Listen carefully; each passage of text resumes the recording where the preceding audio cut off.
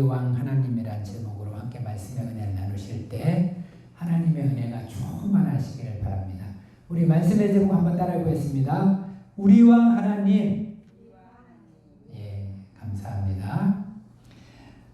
어떤 목사님이 어느 모임에 참석했다가 갑자기 설교 부탁을 받게 되었습니다. 그래서 이 목사님이 무슨 말씀으로 설교를 할 것인가 고민에 빠졌습니다. 삭개오 말씀으로 할 것인가, 니고데모 말씀으로 할 것인가, 이제 고민에 빠졌어요. 그러다가 최종 결정을 하고 올라가야 되는데 결정을 못한 채로 올라가게 됐습니다. 그래서 목사님 마음속에서 막 머릿속에서 말씀들이 헷갈리기 시작했습니다. 그래서 이제 이분이 서두를 잘못 끝냈어요. 그래서 뭐라 하냐면은 어느 날 예수님이 자기 동네에 오신다는 소식을 듣고 니고데모가 뽕나무에 올라갔습니다. 이렇게 말을 꺼냈습니다. 그러니까 사람들이 다 웃었습니다. 삭개오가 올라가야지. 니고데모가 올라갔다 틀렸잖아요. 그러니까 이제 이 목사님이 뭔가 잘못된 걸 알았어요. 자기가 실수했다는 걸 알았어요. 그래서 잠시 고민하다가 이제 재치 있게 이제 말을 했다 그럽니다. 삭개오가 니고데모를 향해서 그렇게 말했다 그럽니다. 니고데모야, 그 자리는 네가 있을 자리가 아니다. 빨리 내려오너라. 그렇게 하고 이제 삭개오로 말씀을 이어갔다고 합니다. 실수를 잘 모면했다는 그런 이야기가 있어요. 우리가 인생을 살다 보면은 실수할 수 있습니다. 실수할 수 있어요. 그렇기 때문에 이 실수한 데 대해서도 너무 깊은 자책에 빠지지도 말고 또 남들의 실수에 대해서도 좀 이해하는 마음을 많이 가져야 됩니다. 우리 인간은 다 부족하잖아요. 그러니까 서로 이해해주고 용서해주고 그런 마음으로 살아가야 된다는 것입니다. 우리 작은 실수들은요, 언제든지 돌이킬 수가 있어요. 만회할 수가 있습니다. 그러나 우리가 실수 중에 해서는 안 되는 실수가 있어요. 절대로 돌이킬 수 없는 실수가 있습니다. 오늘 말씀도 그런 실수에 관한 이야기입니다. 자, 오늘 말씀은 이스라엘 역사가 사사들을 통해서 하나님께서 직접 통치하던 데서 이제 왕정으로, 인간 왕이 다스리는 왕정으로 넘어가는 내용입니다. 그런데 이 과정에서 이스라엘 백성들이 해서는 안 되는 실수를 하게 되는 것입니다. 그리고 이 실수로 인해 가지고 이제 이스라엘 백성들은 앞으로 수백 년 동안, 이제 수천 년 동안 인간 왕에게 시달림을 당하게 되는 것입니다. 오늘 말씀 통해서 우리가 성경에는 반면교사가 많이 나온다 그랬죠. 우리가 배워야 될 사람도 많지만 반면교사로 삼아야 될 것도 많습니다. 오늘 말씀도 반면교사로 삼아야 돼요. 우리는 이스라엘 백성들처럼 실수하지 않고 올바른 선택을 해서 하나님께 쓰임받고 하나님께 축복받는 복된 백성들이 다 되기를 기도합니다. 오늘 말씀은 먼저 안타까운 이야기로 시작이 됩니다. 사무엘이 늙어서 그 아들들로 사사를 삼았는데 그들이 아버지를 본받지 않고 부패했다는 이야기예요. 여러분, 우리 사무엘이 어떤 사람입니까? 사무엘은 정말 너무나 훌륭한 사람이죠. 그 어머니부터 시작해가지고 너무나 훌륭한 사람이죠. 어릴 때부터 하나님 앞에서 정말 충실한 제사장 역할, 사사 역할을 감당했고요. 또 이후로도 아주 하나님 앞에서 깨끗한 이런 주의 종의 길을 걸었습니다. 사무엘이 이런 사람이라면 그 자녀들은 또 어떠해야 되겠어요? 우리가 상식적으로 생각하면 어떻습니까? 사무엘이 이렇게 훌륭한 삶을 살았으면 가정교육도 잘 시켰을 거 아니에요. 그러면 마땅히 그 자녀들도 훌륭한 믿음의 사람이 나와야 했는데 그렇지 못했다는 거예요.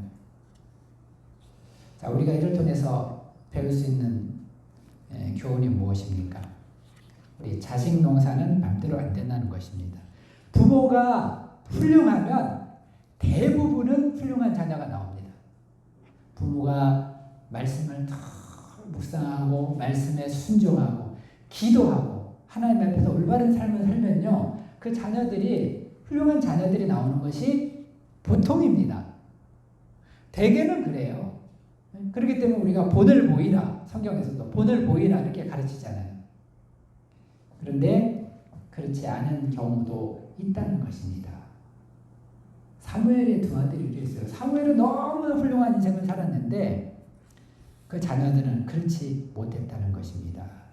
그런데 이런 사무엘 집안의 문제는 전 이스라엘의 불똥을 튀기게 되었습니다. 사무엘의 아들들의 부정을 꼬투리로 해서 이스라엘 장로들이 사무엘에게 나와서 엉뚱한 요구를 했습니다. 어떤 요구를 했습니까? 5절을 보십시오. 5절 다 같이 읽어보겠습니다. 시작.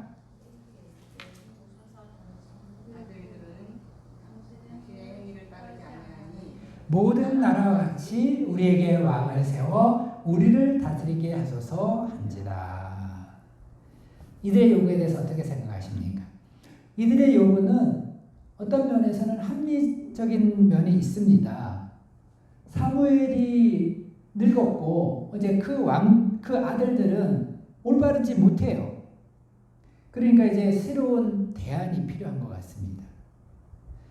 그들은 엘리 시대에 엘리의 아들들의 횡포로 인해서 이스라엘이 심판을 받고 공경에 처했던 사실을 생생하게 기억하고 있었습니다.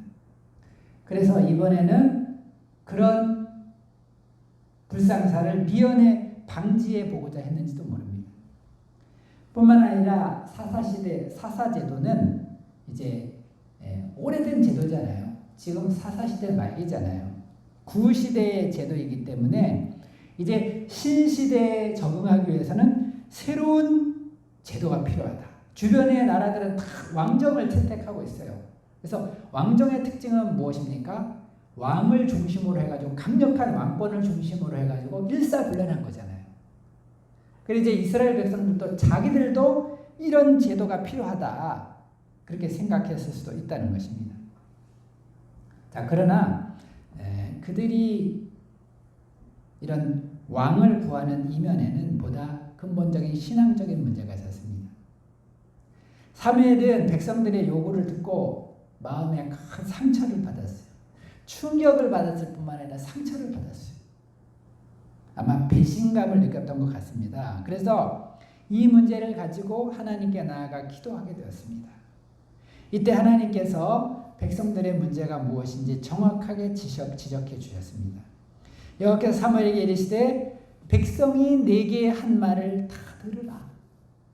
그들이 너를 버림이 아니요 나를 버려 자기들의 왕이 되지 못하게 함이니라. 하나님께서 보실 때 그들이 인간 왕을 구하는 것은 결국에 왕이신 하나님을 버리고자 하는 신앙적인 문제라는 것입니다. 하나님이 이스라엘 백성들을 그의 백성으로 삼으시고 그들을 통해서 온 세상을 구원하고자 하는 거룩한 뜻을 두셨습니다. 하나님께서는 이스라엘을 출애굽시키신 뒤에 시내산에서 그 뜻을 계시해 주셨어요. 세계가 다 내게 속하였나니 너희가 내 말을 잘 듣고 내 언약을 지키면 너희는 열국 중에서 내 소유가 되겠고 너희가 내게 대하여 제사장 나라가 되며 거룩한 백성이 되리라. 하나님께서는 친히 택한 이스라엘과 함께 세계 만민을 다스리기를 원하셨고 또 하나님은 그 이스라엘의 왕이 되기를 원하신 것입니다. 그러나 이스라엘은 이런 하나님의 소원을 저버린 거예요. 그들은 하나님보다도 눈에 보이는 인간 왕을 세우고 그 인간 왕의 통치를 받기를 희망했습니다. 그들이 왜 그랬을까요? 첫 번째로 이것은 그들의 마음에 생긴 두려움 때문입니다. 그들은 급변해가는 세상을 바라보면서 두려운 마음이 들었어요. 여러분, 우리가 세상을 바라보면 믿음이 없는 눈으로 세상을 바라보면 두려울 수밖에 없는 거예요. 두려워지는 거예요. 그렇기 때문에 우리는 세상을 바라보면 안 됩니다. 세상을 바라보지 말고 어디를 바라봐야 돼요? 하나님만을 바라봐야 됩니다. 하나님을 바라보고 말씀을 바라봐야 되는 거예요. 세상을 바라보면 두려워요. 또 두려움이 들면은 시험에 들게 되어 있습니다. 이스라엘 백성들은 하나님 바라보지 않고 세상을 바라봤어요. 이것은 정말 불신으로 가는 길이고 또 하나님을 슬프시게 하는 것입니다. 우리 하나님의 백성들 두려워할 필요가 없다고 그랬죠. 우리 하나님의 백성은 두려워할 필요가 없어요. 왜 그래요? 하나님께서 우리의 목자가 되어주시고 우리를 가장 선한 길로 인도해 주시기 때문에 그렇습니다. 하나님을 사랑하는 자, 곧 그 뜻대로 부르심을 입은 자들에게는 모든 것이 합력해 선을 이룬다 그랬어요. 모든 것이 합력해 선을 이룹니다. 두려워할 필요가 없습니다. 담대해야 돼요. 그리고 믿음의 길로 쭉 가면 됩니다. 그럼 하나님께서 그 믿음을 보시고 반드시 축복해 주신다는 것입니다. 또 두 번째는 세속적인 욕심 때문입니다. 우리 속담에 남의 떡이 더 커 보인다는 말이 있어요. 우리가 이제 세상을 바라보고 이렇게 비교를 하면 안 되는데 비교를 하다 보면 어떤 생각이 들기 쉬우냐면은 이제 하나님 없이 사는 사람들이 더 잘 산다. 하나님 없이 사는 사람들이 더 잘 사네. 아무 문제 없이 잘 사네. 그런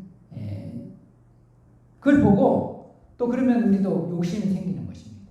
한쪽으로는 두려움이 들고 또 한쪽으로는 욕심이 드는 거예요. 나도 저렇게 살고 싶어. 그런 마음에 생기기 쉬운 것입니다. 자, 그러나 이것은 어디까지나 착각입니다. 우리 하나님 없이 사는 사람들 겉으로는 문제가 없는 것 같아요. 겉으로는 문제가 없는 것 같지만 알고 보면요 심각한 문제를 안고 살아가고 있습니다. 강남에 아주 잘 사는 사장님들, 사모님들 알고 보면 너무너무 심각한 거예요. 거기 막 회사의 사장님, 사모님들 또 뭐 아주 잘 나가는 성형외과 원장님, 그 사모님들 알고 보면요 너무너무 심각한 문제 다 안고 있는 거예요. 무엇보다도 세상 영광은 모래 위의 지인과 같습니다. 대단해 보이지만은 한순간에 무너지는 거예요. 우리가 그런 세상을 바라보고 부러워하는 마음을 가지고 비교하고 안 된다는 것입니다. 또 세 번째로 그들은 하나님 백성으로서의 자부심을 상실했어요. 자, 우리는 천국 백성으로서 자부심을 가져야 돼요. 여러분, 우리가 세상에서는 남들보다 좀 잘 사는 나라의 백성들만 돼도 자부심이 대단한 거예요. 선진국 백성들 자부심이 대단해요. 미국 사람들 자부심 대단해요. 근데 우리는 미국 정도가 아닙니다. 하나님 나라의 백성인데 얼마나 우리가 자부심을 가져야 됩니까? 이 열방을 부러워할 필요가 하나도 없어요. 다른 나라들은 어때요? 결국은 다 멸망할 사람들이잖아요. 거기를 부러워하면 어떻게 돼요? 우리 하나님의 백성으로서 자부심을 가지고 우리가 살아가야 된다는 것입니다. 하나님은 사무엘보다도 백성들의 문제를 더 잘 아셨어요. 우리 하나님은 속마음을 다 들여다보시는 분이에요. 우리 마음, 하나님은 속마음을 아세요. 그렇기 때문에 우리 하나님께 인정받고 또 칭찬받는 사람들 되면은 이제 속마음부터 잘 우리가 관리를 해야 됩니다. 속마음 다 들여다보시는 하나님. 이스라엘 백성들 왜 저러는가? 속마음 다 알고 계셨습니다. 그렇기 때문에 이제 왕정의 장단점을 가르쳐주고 스스로 선택을 하도록 하시는 것입니다. 먼저 10절에서 18절 말씀해 보면은 이제 왕정을 받아들일 때 생기는 문제점이 무엇인가 알려주도록 했어요. 그들이 인간 왕을 다스리 인간 왕으로 섬기게 되면 어떻게 됩니까? 그러게 되면은 제일 먼저 징집의 문제가 생기는 거예요. 징집의 문제. 지금 이스라엘 백성들은요, 이제 특별한 일이 있을 때만 모여서 싸웠어요. 하나님이 지켜주시고 특별한 일이 있을 때만 모여서 싸웠는데 이제 왕이 들어서게 되면 어떻게 되냐? 이제는 이제 항상 군사를 유지하게 됩니다. 그래서 이제 청년들은 다 이제 군대 소집을 받는 거예요. 그래가지고 전쟁터로 끌려가게 되는 것입니다. 또 여자들은 어떻습니까? 여자들은 데려다가 향료 만드는 자와 요리하는 자와 떡 굽는 자로 삼을 것이다. 또 너희 밭과 포도원과 감람원에서 제일 좋은 것을 가져다가 자기 신하들에게 줄 것이다. 이 재산이 다 왕께 되는 거예요. 그 왕이 다 걷어다가 자기 신하들에게 녹봉으로 주게 됩니다. 또 곡식과 포도원 소산의 11조를 거두어서 왕에게 바쳐야 돼요. 지금까지는 하나님께만 11조 드리면 됐어요. 하나님께만 11조 드리면 되는데 이제는 하나님께는 당연히 드려야 되죠. 이스라엘 백성들이니까 드리고 또 왕에게 또 11조 또 바쳐야 되는 거예요. 너희들이 이거 감당할 수 있냐? 또 뿐만 아니죠. 너희의 노비와 가장 아름다운 소년과 나귀들을 끌어다가 자기 일을 지키며 양떼의 10분의 1을 거두어 가리니 너희가 그의 종이 될 것이다. 핵심은 뭐냐면은 결국에 이 인간 왕정을 받아들이게 되면 이스라엘 백성들이 그 인간 왕의 종이 될 수밖에 없다는 거예요. 지금까지는 하나님의 종으로만 살면 됐어요. 근데 이제는 하나님의 종도 종의 역할도 해야 되지만은 왕의 종이 되어야 된다는 거예요. 왕의 종이 되어야 된다. 그런데 그 왕은 또 인간 왕은 어떻습니까? 하나님은 완전한 분이시지만 인간 왕은 어때요? 불완전하고 또 포악한 왕들이 많아요. 우리 인류 역사상에 보면은 착한 왕보다는 악한 왕이 훨씬 많죠. 우리 이스라엘 11개를 봐도요. 선한 왕들은 몇 명 안 돼요. 손에 꼽을 정도예요. 다윗, 히스기야, 또 누구죠? 요시야, 3명 정도 꼽을 만하네. 여호사밧은 중간 정도 되고 나머지 왕들은 다 악한 왕들이에요. 다 악한 왕들이 포악해. 막 죽이고 종 삼고 막 그런 왕들한테 이제 시달림을 받게 된다는 것입니다. 또 한번 그 왕의 종이 되면요 벗어날 수가 없어요. 이 세상 왕들은 바로와 같아. 그래가지고 절대로 자기 종들을 놓아주지 않는다는 것입니다. 그때는 하나님께 부르짖어도 하나님 안 들어주신다는 거. 그러니까 하나님이 그들에게 말씀하셨어요. 잘 생각해라. 잘 생각하고 판단하라 그랬어요. 그러면 이스라엘 백성들 어떻게 해야 지혜로웠습니까? 그때라도 물러나야 되죠. 그러나 사람이 한번 이런 욕심에 사로잡히면요 눈에 보이는 게 없어요. 하나님의 경고와 사무엘의 설득에도 요지부동이었습니다. 선악과를 먹지 말라는 하나님의 명령을 의심했던 아담과 같이 하나님의 의도를 오히려 의심하며 더 강력하게 쫄랐습니다. 19절과 20절을 보십시오. 아니로소이다. 우리도 우리 왕이 있어야 하리니 우리도 열방과 같이 되어 우리 왕이 우리를 다스리며 우리 앞에 나가서 우리의 싸움을 싸워야 할 것입니다. 결국에 하나님도 이들의 고집 없는 것을 포기하시는 것입니다. 하나님은요, 이제 우리가 잘못된 길로 가고자 하면 처음에는 가르쳐 주세요. 그리고 가지 말라 명하십니다. 그러나 계속해서 고집하잖아요. 계속해서 고집하면 어떻게 하실까요? 그럼 하나님 또 그냥 허용해 버리시는 거예요. 우리 자유의지를 존중해 주세요. 깨닫고 돌아오라는 거예요. 깨닫고 돌아오라. 그래서 이제 누가복음 15장에 나온 탕자의 비유도 어떻습니까? 그 둘째 아들 탕자가 이렇게 아버지 집을 떠나고자 할 때 아버지가 그냥 말리지만 어쩔 수 없이 재산을 나눠주잖아요. 그런다고 좋은 게 아닙니다. 하나님이 그냥 버려둔다 해가지고 좋은 게 아니에요. 그 길은 망하는 길인 것입니다. 그래서 하나님께서 이제 할 수 없이 왕정 제도를 도입해 주시고 그 샘플로 본보기로 두 사람을 세우세요. 누구죠? 사울과 다윗입니다. 그래서 사울 왕은 인간 왕의 샘플이에요.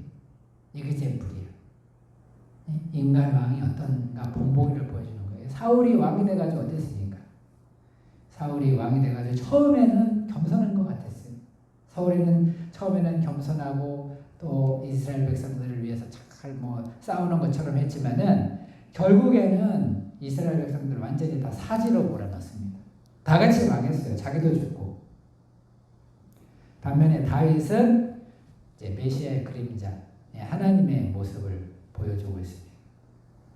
그래서 두 왕을 통해서 이제 모습을 보여주시는 거예요. 그러나 이스라엘 백성들 어쨌든 자기들 고집을 쫓아갔기 때문에 모든 불행을 자초하게 됐다는 것입니다. 자, 오늘 말씀 통해서 우리가 얻어야 될 교훈이 있습니다. 무엇입니까? 어떤 교훈을 얻어야 되겠어요? 우리도 이스라엘 백성들처럼 하면 안 되겠다.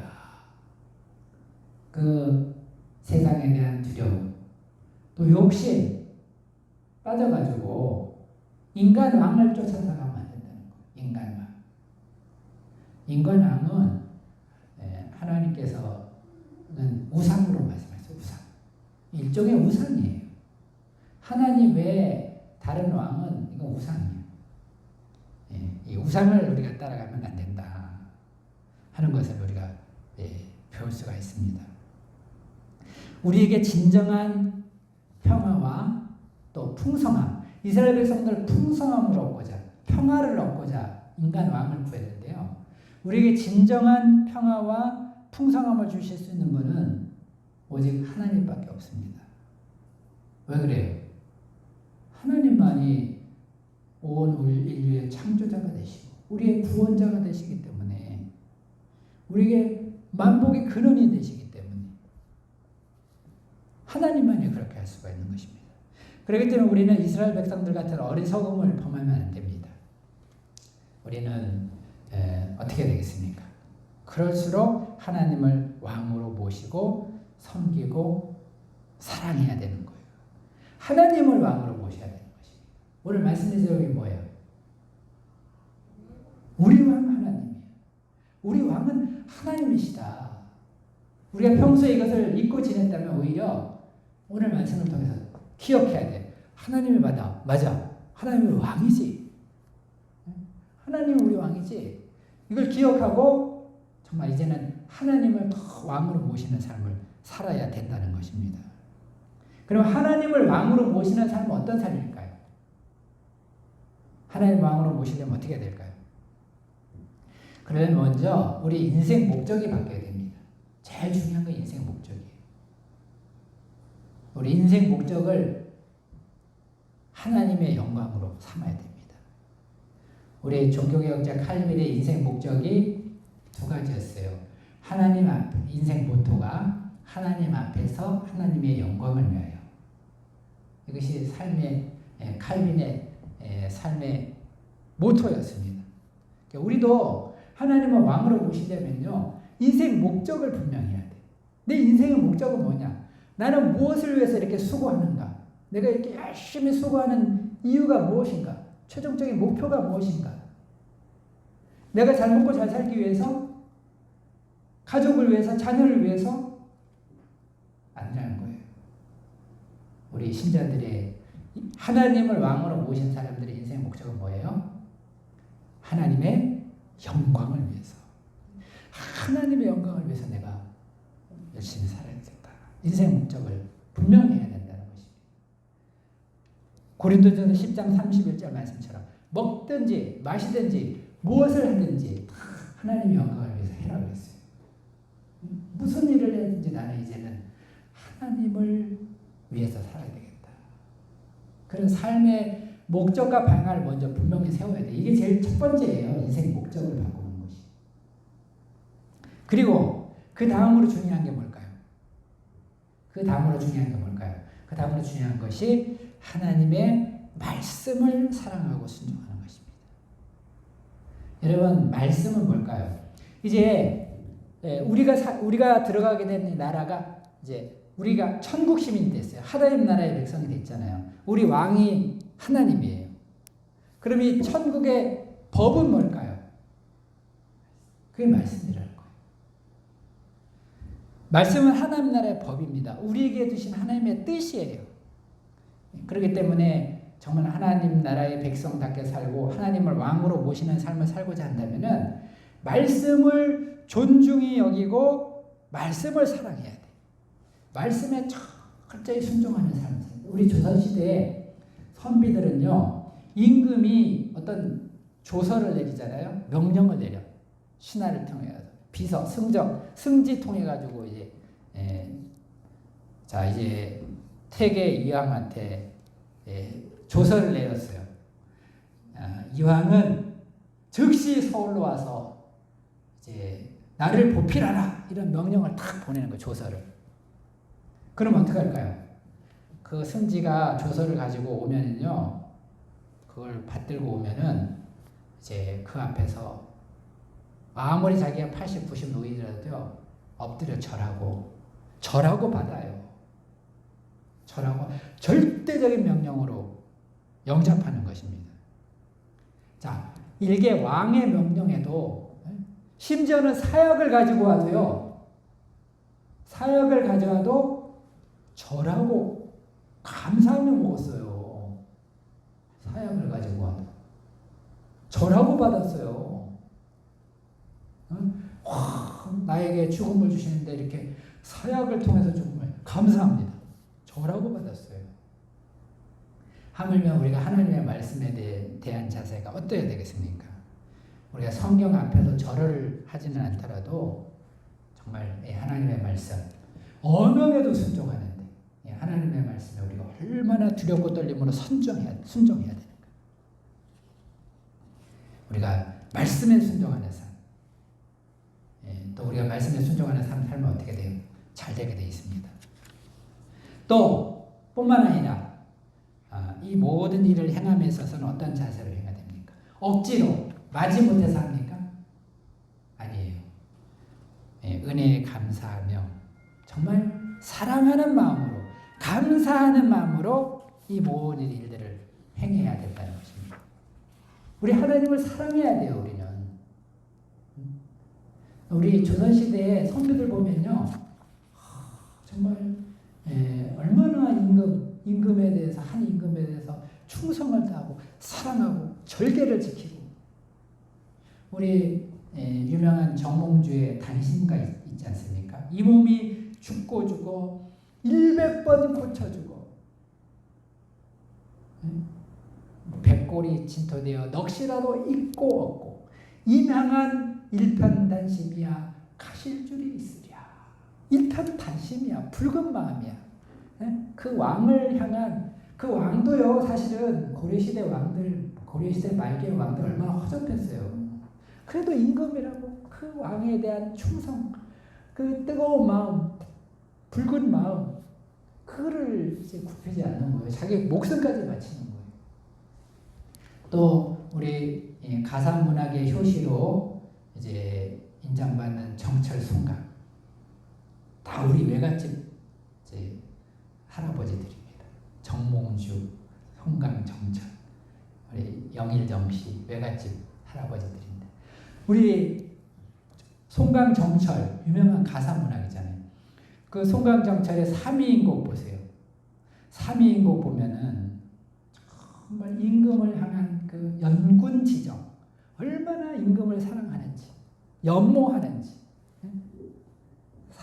사미인곡, 그 미인이 임금이라는 뜻이에요. 미인, 임금이 아름다운 분이래. 사는 생각한다는 사자예요. 곡은 노래라는, 그 사미인곡이 이런 뜻입니다. 미인을 생각하며 지은 노래. 미인, 임금님을 그리워하면서 지은 노래가 삼위인곡이에요. 거기 보면 임금을 향해서 얼마나 거예요. 우리 그 임금 대단한 임금도 아니에요. 그 임금도 자기 귀양 보내고 그런 임금이에요. 귀양 가서 쓴 글이에요. 그 글이. 하물며 우리는 하나님을 얼마나 사랑해야 됩니까?